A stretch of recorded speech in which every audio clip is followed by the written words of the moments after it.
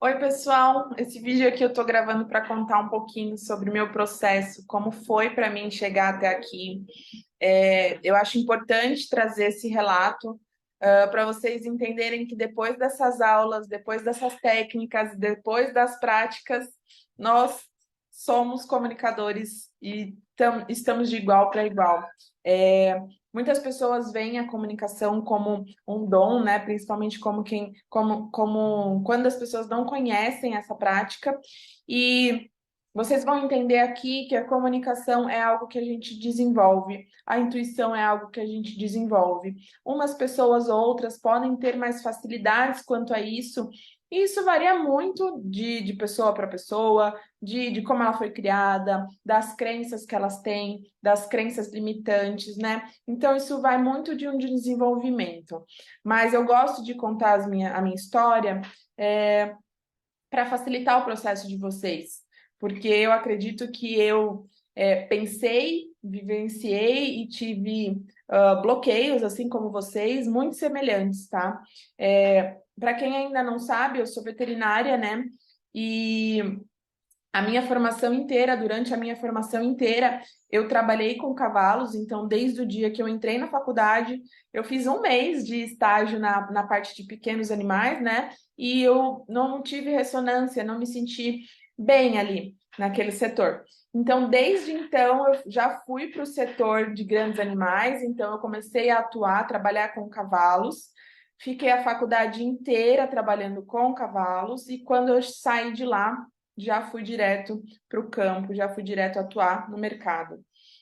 Eu comecei do primeiro ano até o terceiro ano, eu atuava na parte de clínica, então eu estava sempre ali no hospital da faculdade, estava sempre fazendo estágios com veterinários que trabalhavam na parte de clínica. Do terceiro ano em diante, eu conheci a reprodução animal, a reprodução equina, e então eu comecei a fazer estágio só em reprodução. Aí eu ficava meio em clínica, meio em reprodução, mas eu já sabia que meu foco era reprodução, então desde o terceiro ano, entrei de cabeça, né, nos estudos, em estágios. Meu TCC foi todo voltado para reprodução, e quando eu saí da faculdade, eu já tinha alguns clientes na parte de reprodução. Então, minha vida eu achava que ia ser só com cavalos. E eu fui focada só para cavalos. Eu saí da faculdade, comecei já a trabalhar aqui no interior de São Paulo. Logo em seguida, me chamaram para ir trabalhar no Acre, para fazer a estação de monta, né? Que eles chamam essa estação da reprodução, chama estação de monta, lá no Acre. E eu fui, fiquei 5 meses lá. Voltei para cá, fiquei mais alguns meses trabalhando por aqui no interior. Logo me chamaram para ir fazer residência lá nos Estados Unidos, em Oklahoma, em 2017. Eu entrei na faculdade em 2011, me formei em 2015. 2016, no final, no meio para o final de 2016, eu fui para o Acre.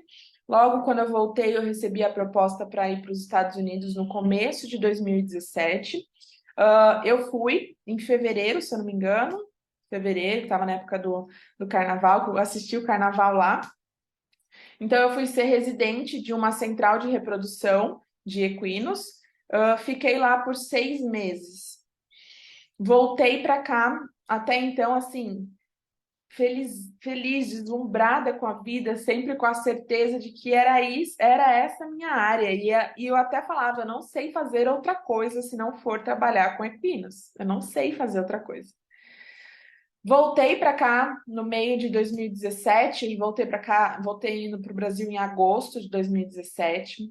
Comecei a atuar aqui no interior de São Paulo, na parte de reprodução, fazia minimamente a clínica, né, quando precisava muito, e fiquei atuando por aí até 2019.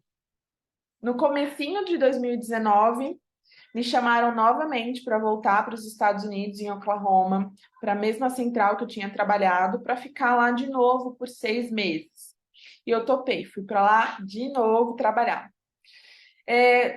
A partir de 2017, eu já estava notando que eu não estava tão satisfeita com aquele mercado, tão satisfeita com as situações, com as pessoas, mas eu insistia, eu não tinha um terço da consciência que eu tenho hoje, então eu insistia. Em 2019, né, me chamaram para ir para lá de novo, e assim, as pessoas que estavam lá eram muito, assim, foram fundamentais, né, na minha vida, mas a experiência que eu tive na segunda vez foi totalmente ao contrário da primeira, né? Racionalmente, eu imaginava que seria tudo mais fácil, porque eu já conhecia o Aras, já conhecia todo o método de trabalho, todas as formas de trabalho que eles tinham por lá, que é um pouco diferente aqui do Brasil, mas a experiência foi totalmente contrária. Então, a primeira vez que eu fui, é, foi algo muito mágico. A segunda, quando eu cheguei lá, eu já estava me sentindo insatisfeita. E eu ainda pensava, eu tenho 6 meses. Ó, o Woody, vamos ver se ele vem. Eu tenho 6 meses aqui. E assim que eu cheguei, na primeira semana, eu já estava insatisfeita. E aí eu lembro que eu contava os dias que eu me sentia bem quando eu estava lá. E eu achava muito injusto eu me sentir mal, porque eu estava num lugar que era sonho de muitas pessoas, estava num Aras muito conhecido, muito renomado, com uma profissional excelente, que hoje é minha amiga, eu amo, mas eu olhava tudo aquilo e eu estava insatisfeita. Eu não conseguia ficar feliz com aquela experiência que eu estava vivendo. Então foram 6 meses assim que ah, desafiadores. Eu acho que todo meu lado sombra, né? Que todos temos. Eu conheci novos aí nesses 6 meses, porque foi muito desafiador para mim. Assim que eu voltei super assim desanimada em continuar nessa área, mas assim muito insegura, porque eu não sabia fazer nada, né, além de reprodução, eu não sabia fazer nada senão trabalhar com equinos. E eu estava um pouco perdida sobre isso, mas logo quando eu voltei, um mês depois, quando eu voltei, me chamaram para trabalhar num Aras muito legal em Itu, também muito conhecido, de uma pessoa muito importante no mercado do cavalo. E eu aceitei, eu entendi que aquilo poderia ter sido um sinal de que não, Juliana, tá tudo bem, continua. E eu estava num área super legal, super completo.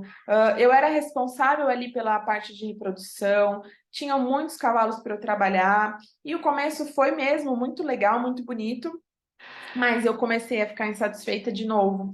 Então eu estava um pouco perdida de mim, porque eu olhava para o lado e falava: caramba, eu tenho tudo, eu estou com uma realização profissional, que eu achava que aquilo era uma realização profissional, né? De uma forma bem racional, assim, e não estou satisfeita, né? Nesse meio tempo, fui seguindo, fiquei nesse Aras por 8 meses. Trabalhei lá por 8 meses. Eu entrei em julho, se eu não me engano, o de fazendo arte. Eu entrei em julho, e no fim desse ano, 2019, ai, me perco um pouco nas datas. 2019, eu descobri que eu estava grávida. E aí eu falei, caraca, foi uma surpresa, né? A Maria Alice, minha filhinha, não foi nada planejado. É, eu descobri que eu estava grávida e, uma certeza que me veio assim que eu descobri foi que eu não queria ver a minha filha crescer longe dela. Então eu queria me dedicar a ela. E para mim, Juliana, de uma forma muito particular, né? Porque obviamente tem muitas mães que trabalham com reprodução, enfim, a vida que eu tinha ia contra o que eu queria. Quero estar muito presente no desenvolvimento, no crescimento da minha filha. E então eu via que aquilo não estava mais compatível, então que eu tinha que sair do Aras. Eu ainda fiquei no Aras até uns 4 meses de gestação, se eu não me engano, coletando cavalos, subindo e descendo. E assim, eu via que era algo perigoso até para minha gestação. Foi quando eu decidi sair do Aras. Só que eu saí do Aras e foi muito engraçado isso, né? Em 2017 que eu comecei a estudar mais essa questão de autoconhecimento, dessa questão dos cuidados energéticos e, enfim. E, e quando eu saí do Aras, eu eu pensava, o que que eu vou fazer da minha vida, né? Agora eu tô grávida, eu não sei fazer mais nada, a não ser mexer com cavalos. E agora, né? Só que ao mesmo tempo que eu pensava isso, eu tava me sentindo muito tranquila. Muito, sem nenhum medo, assim, sabe? Eu me forçava de modo racional a ficar desesperada com a situação. Só que parecia que eu tinha tirado um elefante de mim, mesmo estando ali grávida, né? Pedir para sair do Aras, porque não era compatível, eu não tinha eu acordava muito cedo, não tinha hora para dormir, tinha que fazer parto de madrugada, ver se a égua estava parindo. Enfim, é uma vida realmente o dia muito maluca. Desculpa, gente, é que ele está aqui do meu lado aprontando, eu tô sozinha. Era uma vida muito maluca. Então, eu não queria ter aquela vida e ter um bebê ou deixar um bebê com a minha mãe. Não, eu queria ser presente na vida dela. Então, eu achava que no meu ponto de vista, aquilo não era compatível. E eu também já não estava com tanta felicidade quanto a isso. Então, eu abri uma loja de prata online, que foi muito bom para mim, né? Foi financeiramente falando, foi muito bom. Nunca tive um sonho com isso, nada. Mas eu falei, e tinha acabado de começar a pandemia. Então, estava todo mundo preso dentro de casa. Eu estava grávida e não tinha o que fazer. Então eu decidi abrir, né? Comprei algumas peças de prata, vendi no mesmo dia e falei, quer saber? Vou montar um Instagram e vou trabalhar com isso, pelo menos até eu pensar. Então, durante a minha gestação inteira, eu comecei com essa loja de prata e eu comecei e fiquei com essa loja durante a gestação e para mim financeiramente foi muito bom. E no meio dessa pandemia, eu também comecei a voltar aos meus estudos da parte energética, da lei da atração, física quântica, que eram coisas que eu gostava muito. E eu, particularmente, pessoalmente, eu já fazia terapias holísticas, né? Então, eu passava com uma terapeuta que trabalhava com isso, até o dia que ela falou, eu fazia mesa radiônica, tem algumas aqui. Eu fazia mesa radiônica para mim com essa terapeuta e ela falou: Ju, você sabia que tem mesa para animal? Eu falei: não, não acredito. Já quero, já fui me informar, já fechei curso e falei: vou começar a fazer, né? E para mim era intrigante porque eu pensava: poxa, não tem um tratamento mais, né, mais para esse campo mais sutil aí dos animais, para essa área energética. Ninguém fala sobre isso, né? Na faculdade a gente não tem uma matéria sobre isso. E quando ela me falou, logo já fui. A Maria ali estava com acho que uns 3 meses, que eu lembro que às vezes eu parava a aula para ir amamentar ela durante a noite. Então, ela era bem pequenininha. Foi quando eu comecei a entrar, assim, nesse mundo energético dos animais. Comecei a estudar sobre isso e não parei mais. Então, chegou um momento onde eu estava atuando já com a mesa, já não tinha tanto tempo mais para atuar na loja. E aí eu comecei a inverter, né, a trocar.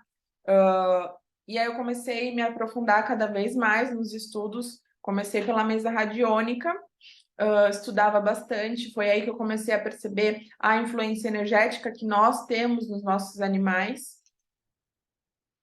e como isso gera uma sobrecarga energética, né? Que eu falo aí nas aulas para vocês.